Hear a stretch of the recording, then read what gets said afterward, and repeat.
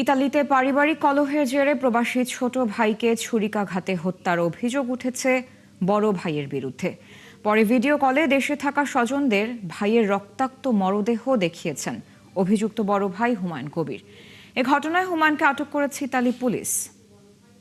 স্থানীয় সময় বৃহস্পতিবার ইতালির লেইথ শহরে ঘটনা ঘটে। নিহত অভিযুক্ত উভয় মুন্সিগঞ্জের টঙ্গিবাড়ি উপজেলার বাসিন্দা। পারিবারিক সূত্রে জানা যায়, দুই প্রবাসী ভাইয়ের মধ্যে পারিবারিক বিষয় নিয়ে বাকবিতণ্ডা হয়।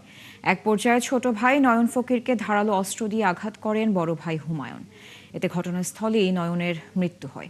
খবর পেয়ে মরদেহ উদ্ধার করে ইতালির পুলিশ। পাশাপাশি অভিযান চালিয়ে অভিযুক্ত বড় ভাইকেও আটক করা হয়।